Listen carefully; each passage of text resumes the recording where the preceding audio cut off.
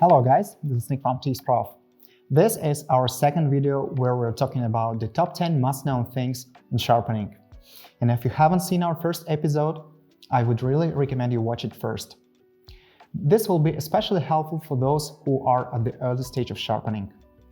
So today, let's talk about the other 5 things that you have to know about sharpening. Let's get started. So we continue.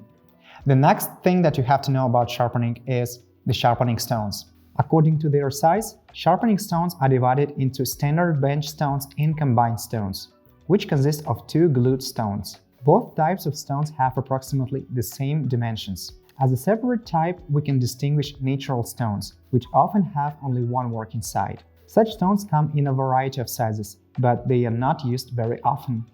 Generally speaking, large stones are used for sharpening wide and long knives to increase accuracy, efficiency, and convenience of manual honing. Apex hand sharpeners use a standalone type of stones of this size, which is much smaller. This size allows precise control of the sharpening process and a very high-quality finishing of the bevels. When it comes to the abrasive materials of the sharpening stones and bars, there is one important rule. Hard stone sharpen soft steel. Soft stone sharpens hard steel. Among all abrasives, there are 2 main groups, synthetic and natural. The main synthetic abrasive materials include aluminum oxide, which is, from the chemical point of view, a compound of aluminum and oxygen, which is made from bauxite clay. These abrasives work with water unless otherwise specified by the manufacturer. Such abrasives can be used on various steels with a hardness up to 60 HRC. Silicon carbide is a powder made of quartz sand. The hardness of silicon carbide is second to CBN and diamond. There are 2 varieties, green, harder, and black. The powder is sintered into bars using a ceramic bond. It is considered a water abrasive and is suitable for steels with a hardness up to 64 HRC. Diamond abrasives consist of a mixture of diamonds and several binding substances, such as organic, galvanic, magnesia, and polymeric. Depending on the bonding substance, they have different durability and are used on sufficiently hard steels, with a hardness up to 64 HRC. They are mainly used with water or water soap solution. Except galvanic binded stones, they tend to get clogged quickly if you do not wet them. CBN is a superpower hard abrasive material with the full name cubic boron nitride, which is composed of nitrogen and boron atoms. It is second only to diamond in hardness, has a more uniform grain structure, and therefore leaves cleaner sharpening marks on the secondary bevel. Natural abrasives are mainly slate rocks, followed by micro quartzites and sandstones. It is not as important to know the chemical composition of each individual natural bar, as the fact that they all do not have homogeneous structure. Grains may be different in size, and there may be different inclusions. All bars from one layer in one quarry will be different. A natural stone has a denser and finer structure. Due to these properties, the treated metal surface turns out cleaner. Compared with synthetic abrasives, such a stone works much slower, but as a result, the cutting edge becomes more resistant. According to the binding agent that is used for synthetic stones, there are the following types. Ceramic bonding agent, due to sintering, is used mainly for production of silicon carbide bars, and the melting method is used to produce wear-resistant aluminum oxide bars.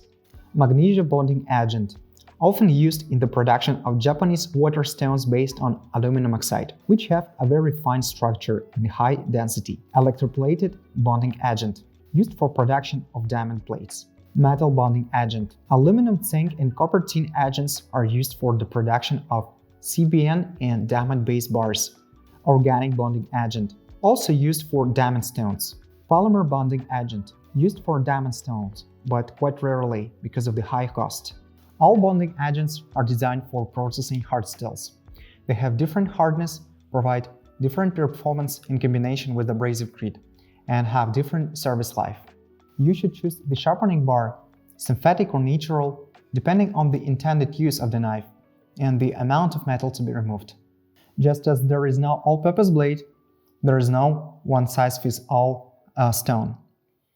You should know that grinding efficiency is provided by fairly aggressive hard stones and precision by thin and soft ones. The concept of abrasive grit is also essential, because sometimes a coarse stone can be quite hard, and sometimes it can quickly crumble.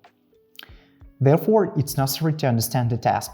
The grit size of a sharpening stone or bar is commonly understood as the grain size of the abrasive material in the biting agent. The larger the grain, the more metal the stone will remove. The finer the grain, the more accurate and clean the result will be. There is a number of standards and regulations around the world, but each manufacturer has its own way of labeling these parameters.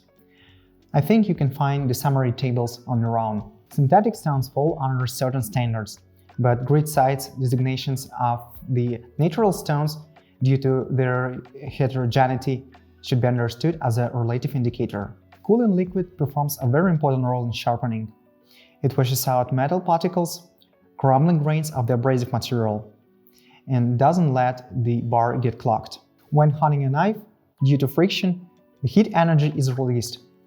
That's why coolants are essential. The concept of the blade steel, the abrasive material of the stone, its bonding agent, and the coolant are inseparable from one another. There are two main coolants, water and oil. There are also different emulsions based on water. Oil-based coolants can be made from plant, synthetic, or mineral oils. Selection of coolant comes down to the fact that stones are conditionally divided into 3 parts. Only work with water, work both with water and oil, and those that work only with oil. If all of these points have been taken into account, the next step in the sharpening process will be visual inspection and practical test of the cutting edge to check the finishing quality of the secondary bevels. A visual inspection can be made with a powerful magnifying glass, a regular microscope, or an electronic microscope. In any case, it's necessary to have a good lighting to check the condition of the secondary bevels and the cutting edge. It is essential to check the presence of the burr, because if it remains, it can lead to undesirable consequences of chipping of the cutting edge, and in general significantly affects the quality of the cut and should be removed with the last finishing stone. So, accuracy and efficiency of knife's cut directly depends on the quality of the cutting edge, which is determined by the angle of convergence of planes of bevels or secondary bevels. If you clearly understand the purpose of knife, properly select the sharpening angle and choose the right set of the sharpening stone for a particular kind of steel and coolant, you will get the knife with professionally sharpened blade. I hope it was helpful. Give a like to this video, subscribe to our channel to get more interesting content about knife sharpening. Take care and stay sharp.